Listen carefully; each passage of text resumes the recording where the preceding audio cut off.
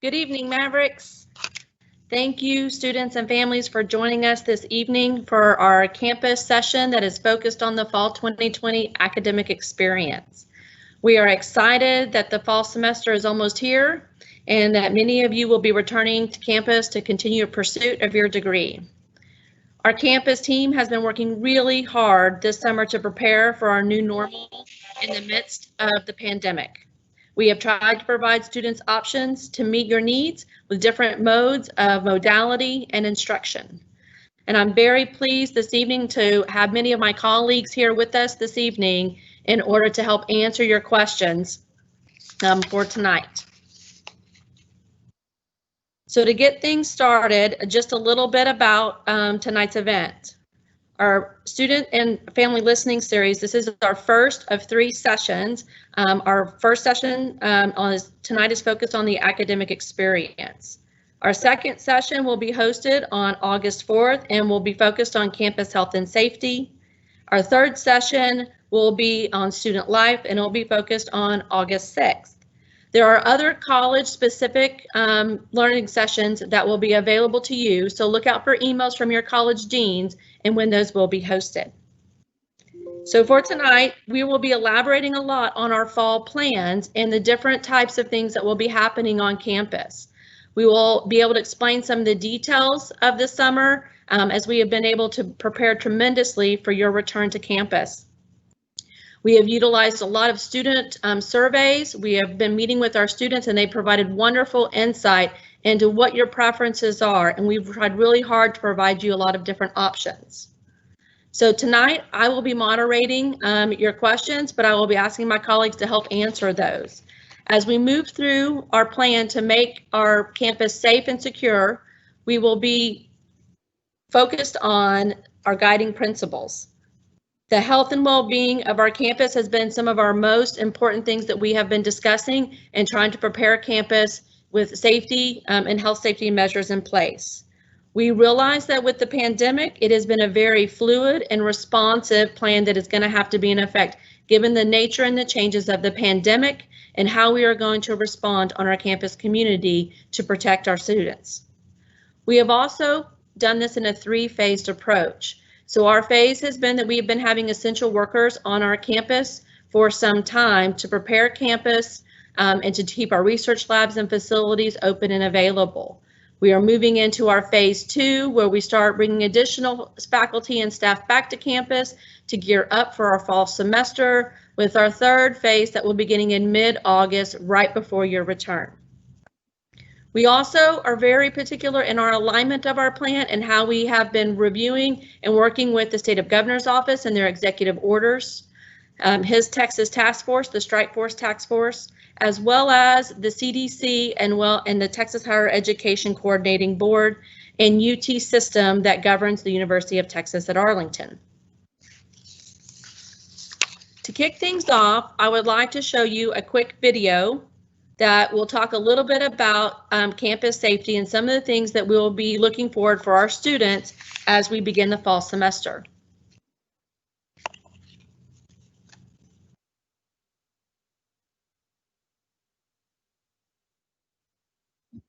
When the Maverick community returns to campus this fall, our normal is, by necessity, going to be different than what we're used to. But one thing that will endure, no matter what, UTA is a community that cares, and we will continue looking out for health, safety, and well-being of our fellow Mavericks. Anyone on campus must wear a face mask or covering while in campus buildings and anywhere on campus where social distancing measures are difficult to maintain. If an individual on campus is not wearing a face covering, please do not contact the UTA Police Department, as they are not responsible for enforcing the face covering policy. Respectfully inform the individual of UTA's policy. If the individual refuses to wear a mask or covering, they may be asked to leave the area. If an ongoing violation of the policy persists, faculty and staff should contact their immediate supervisor. Students should be referred to the Office of Community Standards. Masks are not required in private offices, while alone in labs, or in residence hall rooms or apartments. While in dining services areas such as Connection Cafe, masks must be worn until you're ready to begin eating. Face masks and coverings should cover your nose and mouth and fit snugly around your face.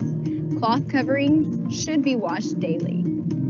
Face masks and coverings do not eliminate the need for social distancing, so remember, stay at least 6 feet from other people. Be respectful of others in shared enclosed spaces by limiting entry when the space is full. Elevator occupancy will be limited. Please follow instructional signs accordingly and take the stairs whenever possible. Wash your hands often with soap and water for at least 20 seconds, especially after coughing or sneezing, or if you've touched a shared surface with exposed hands. If soap and water aren't readily available, use hand sanitizer that contains at least 60% alcohol. Avoid touching your face at all times. Monitor yourself for symptoms of coronavirus each day before coming to campus. If you exhibit any of these symptoms, self-isolate and do not come to campus. If you have symptoms, consult your healthcare provider for testing consideration. Students, you can call health services to make an appointment. Employees, you should contact your primary care provider. If you test positive for COVID-19, self-isolate. Anyone who has been exposed to someone who has recently tested positive for COVID-19 should also self-quarantine. Please report using the personal diagnosis or close contact form, which can be found on our website at uta.edu/coronavirus. UTA is working diligently to keep our campus safe for our community, including thorough, frequent cleaning and disinfecting measures. Disinfecting supplies will also be made available for general use, so please take care and wipe down those shared surfaces after you use them. Remember, we are all in this together. Through socially responsible conduct, we will keep our community healthy and strong.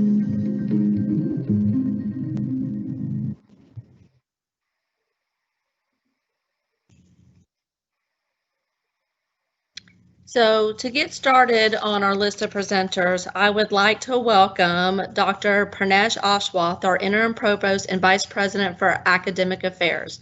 Dr. Ashwath has been an integral part of our campus planning and coming back to campus and overseeing the aspects of our academic plans. So with that, I will turn it over to you, Dr. Ashwath. Thank you so very much, Lisa. And thank you all for being here this evening to spend a little bit of time with us discussing our plans for the fall reopening. Let me give you a context for what has happened over the last 4 months. We put together a team in late April, and the team included about 100 people from various different parts of campus, including people from facilities, student affairs, faculty, administrators, and everyone that supports the institution internally in the operational side of it, to determine what was the best way to reopen campus in the fall. We had numerous meetings, probably weekly, about 3 or 4 different meetings for multiple hours, kind of going through the details of trying to understand individual needs, trying to understand the pedagogy of courses, and trying to understand what are the challenges associated with reopening a campus in the midst of a pandemic. So we took health and safety of our students, faculty, and staff as the #1 priority. With that in mind, we tried to also look at individual courses. We had a team that focused primarily on curricular issues and classroom scheduling, and Dr. Maria Cosia will be talking about that in more detail. But the primary focus around this was to look at the pedagogy of the class. Is the class easily transition to an online modality, or does it require face-to-face interaction? For example, there are classes in theater, in music, in art, and there are also classes, for example, laboratory classes that require a face-to-face component in order to achieve the learning outcomes at the course. So when we recognized all of these complexities, we really focused on trying to make that experience as safe and healthy as possible. So we introduced into that social distancing, classroom analysis. We did analysis of every single classroom on campus and determined which classrooms could be rearranged, could be restructured so that we could have social distancing, and course, with masks being mandatory, we also wanted to have an additional layer of safety by having social distancing and making sure all of the facilities around the classrooms are also disinfected. The faculty teaching preference was also taken into account. There were many faculty who also have immune suppression issues, so we wanted to make sure that our faculty who had these issues were also accommodated.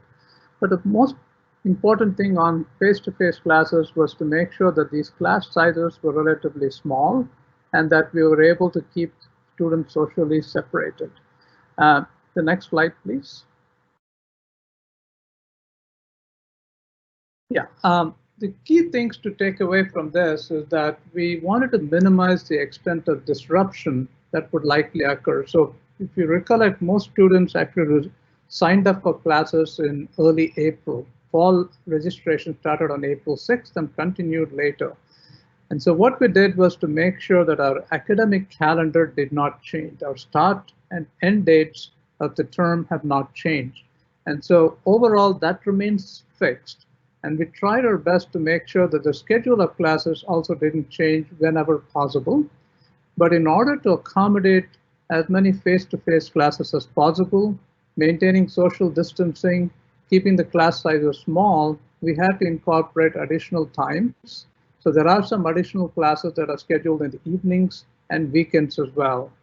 And the third piece of it was we also recognized that Thanksgiving time is around the time when the flu season rolls in.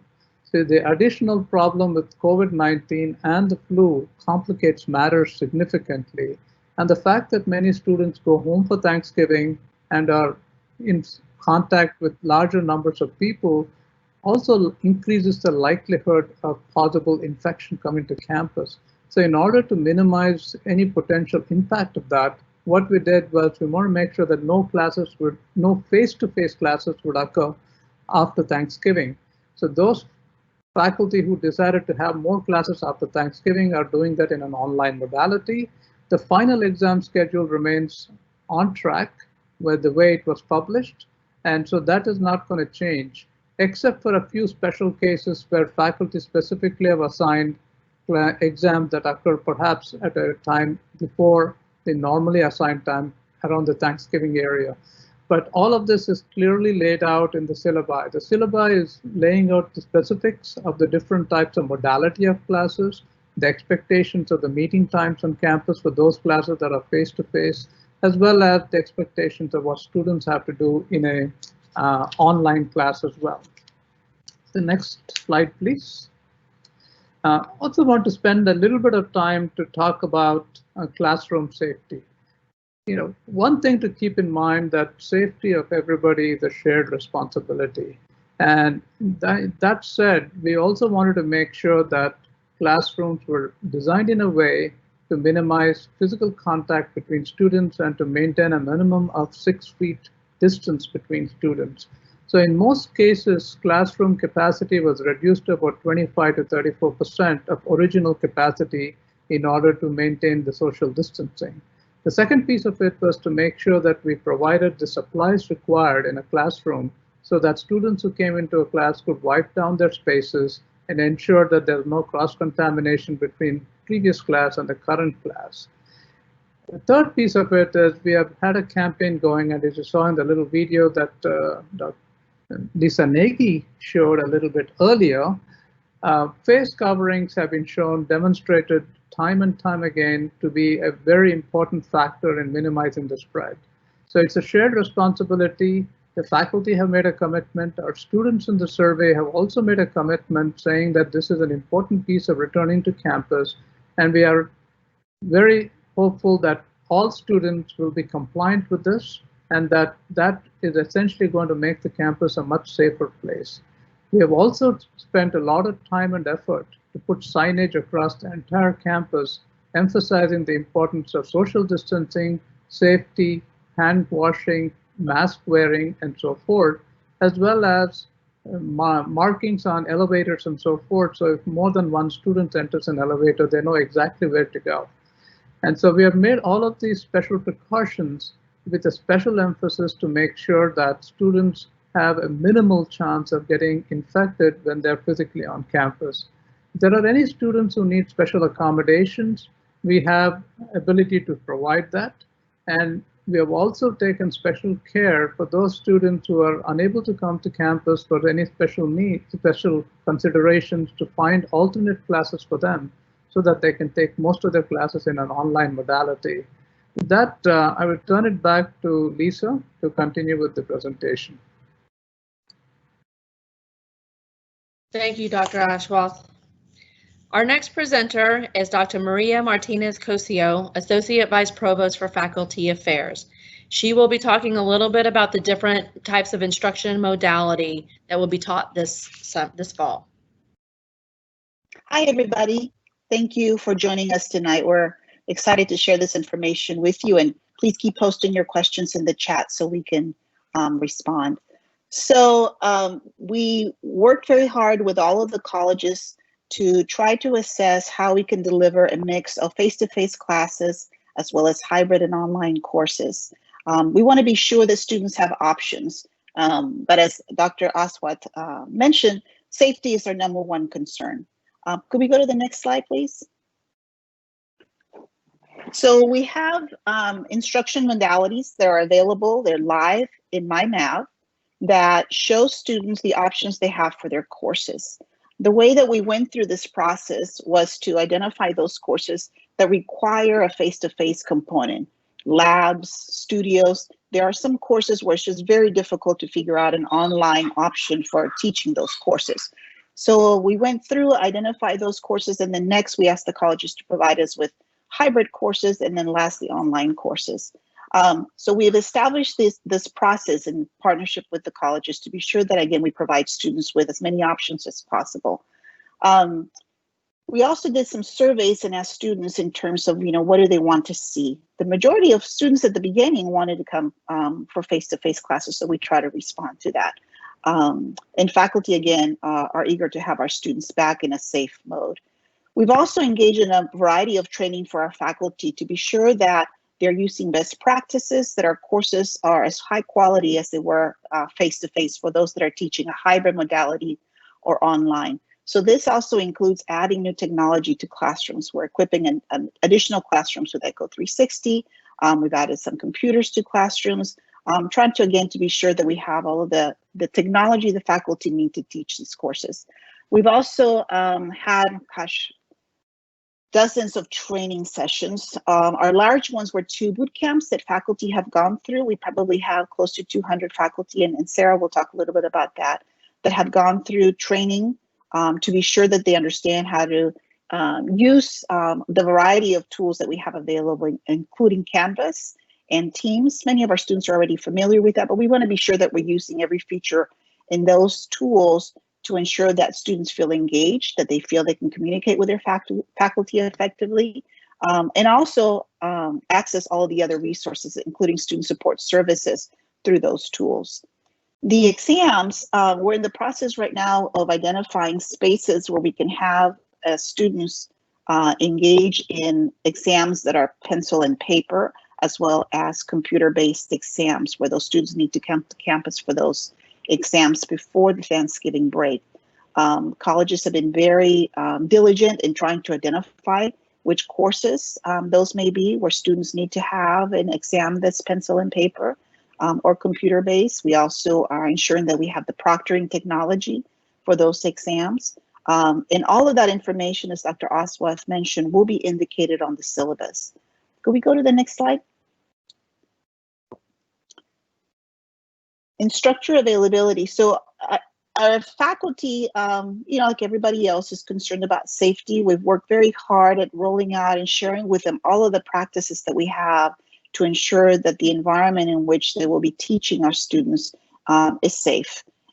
So our faculty are very committed to supporting our students. They continue to do that. Many of them are engaging with our students already via email and other ways. We've encouraged the departments to communicate with their majors. And we encourage you students, if you're not hearing from your department, to reach out to them and post your questions to them.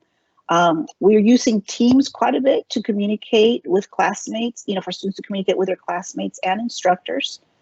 We have a number of groups that are formed through Teams where students are engaging with each other already. One piece where we'll have, we're working with the departments closely is ensuring that there's office hours where students can access faculty and advisors, you know, and I think Ashley will talk a little bit about that later, to ensure that the students have access to both a face-to-face option, but also most of it will be offered virtually. So students can access their faculty fairly easily. Also, in terms of advisors for graduate students. We use a number of tools to ensure that instructors are engaging with their students. You'll see the faculty take a more active role, although many of them already use this. Some of the tools, including Civitas, to recognize students, to encourage students, to let them know that they're missed if they've missed class. So students should expect more communication from their faculty in that way. Part of our tools also allow us to bolster, if you will, the instructional content, what we offer in our courses, by now having the opportunity to pull in guest lecturers from around the globe. So some of our faculty have talked about having people address the class on topics that are relevant to the course, where, you know, you used to, if it was a face-to-face course, you often would need to depend on bringing somebody in that is face-to-face. Now that we're doing a hybrid and online modalities for some of these courses, there's more opportunities to bring in these experts from around the world. Could I have the next slide, please?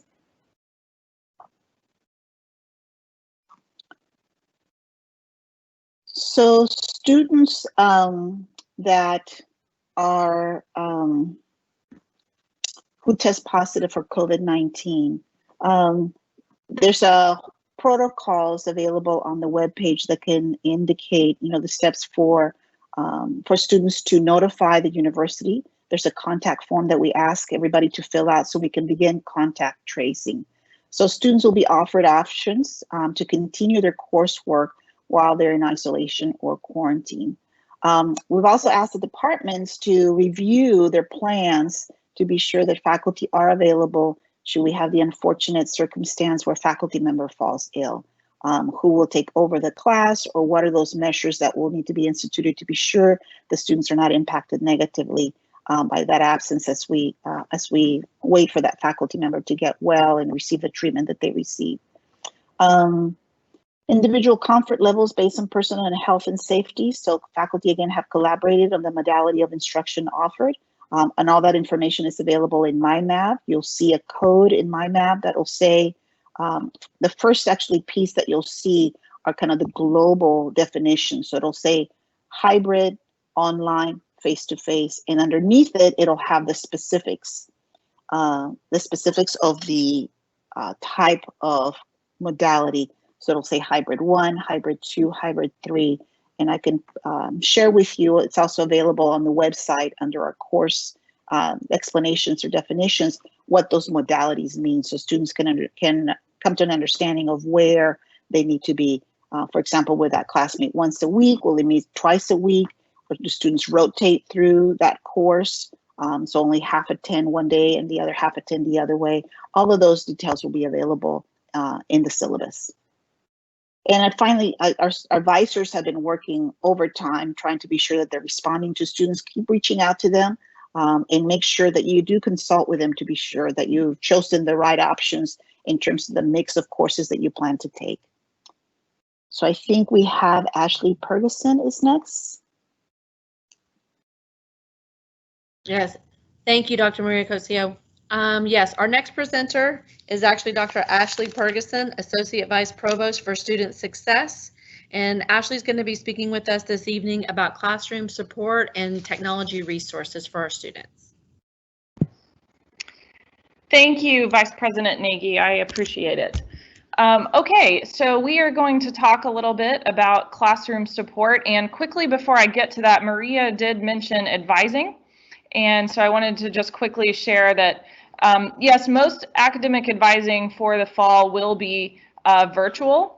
However, there may be some departments that make some face-to-face offerings available. And so you'll just want to check with your home department on that. Okay, so in terms of classroom support, the university is open, and that means that our services are available to you. And I want to remind everybody that there is a student services guide on the coronavirus UTA's coronavirus website, and there you can learn about the various resources available to students and what their hours are and how you can find them. Next slide, please. There are also many technology resources available. Partners like our university libraries and our Office of Information Technology have all been working very hard to ensure that students have what they need. If you are somebody that might benefit from checking out technology, perhaps you don't have access to technology and you might need to rent a laptop, for example, from the university or get hotspot internet access. That is something that you can obtain through the university libraries, and so we encourage you to contact them. We also want to share that campus wireless coverage has been enhanced across the campus leading up to the fall semester, and that does include in high traffic outdoor areas, and so there's going to be lots of good connection for you to be able to study between classes, or perhaps even be on campus doing your online courses or hybrid courses. We've also refitted and redesigned study spaces and computer labs to ensure that social distancing can occur. I do want to encourage our students to check out uta.edu/remote for tech assistance. Here you can find everything from information on the Office of Information Technology help desk to tips for using Teams and for being a successful online learner. If you're going to be taking online courses, you really have to be very mindful and deliberate about thinking about how you're going to manage your time. It's different than face-to-face courses, and so that's something that you want to be mindful of, and on uta.edu/remote there are some tips for you to think about that. Next slide, please. Okay, UT Arlington's academic support functions will continue to be available throughout the fall. The Academic Success Center and the Ideas Center are going to be operating primarily virtually in the fall. And the drop-in and appointment-based tutoring, the mentoring services, and supplemental instruction services can be accessed using the links that you see listed on this slide. These centers will accommodate requests for face-to-face services on a case-by-case basis, and we will ensure that socially distant rooms are booked and things like that. But the services will primarily be offered virtually, but they are open for business and have been and will continue to be.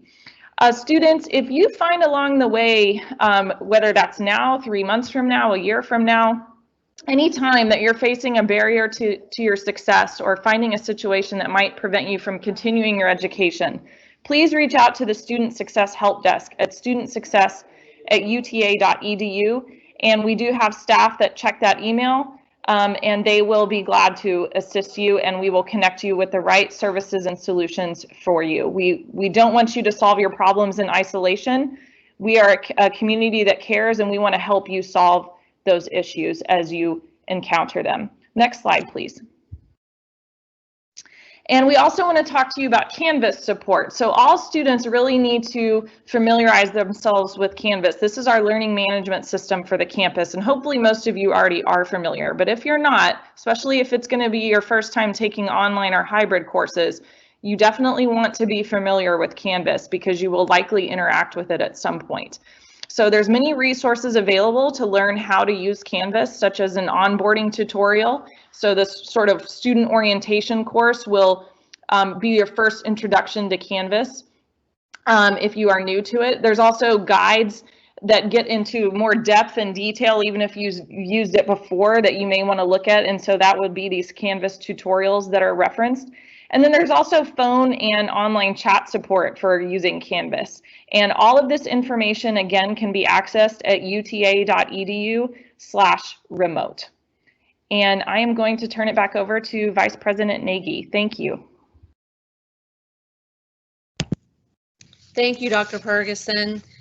That concludes the presentation portion for us tonight. Again, we will be have future sessions coming up in campus health and safety, student life. Also, information will be sent to all students about completing COVID training as you come back to campus and how to keep yourself safe while you are here on campus, and that will be done through Canvas. You can also keep up and stay updated with all things related to the coronavirus at uta.edu/coronavirus or hashtag MavsBack2020. We're now going to move into our question and answer portion of the session. You may ask questions by clicking on the Q&A button on your screen.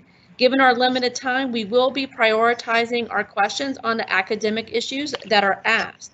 But don't worry, if we don't get to your question answered tonight, we will be posting answers on our COVID website on the student FAQ page. So this helps us culminate a lot of questions in order to be able to share them with all of our students and our families who are even unable to be here tonight. So I'd like to kick it off. Dr. Paul Kittle will be our moderator for our questions this evening. Paul, what are our first questions? Hi, Lisa. Thank you for that. Our first question is actually related to the recent order out of Tarrant County related to the delay of in-person instruction, and the student wanted to know if that order from Tarrant County will impact classes at UTA or the start of the academic calendar. So that's a great question, and I'll answer that really quickly. So UT Arlington actually falls under the guidance because we're a state agency under the governor's orders. And so currently the governor has not given any orders that institutions of higher education would be closed or delay or go all online remote at the beginning of the fall semester. So at this time, we will be continue to stay with our current plan, which is offering our students the option of online, hybrid, and or face-to-face courses. That could change if the governor's orders change, as we've all been trying to be reactive as we get new guidance from that. But as of now, we will follow whatever the governor's office indicates that we should. All right, thank you. Our next question comes in and it's related to online classes. The student is asking, am I able to take all of my classes online in the fall and not fall behind academically?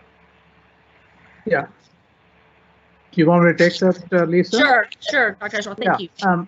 You know, the pedagogy of instruction in an online class is no different than what we offer in a face-to-face class.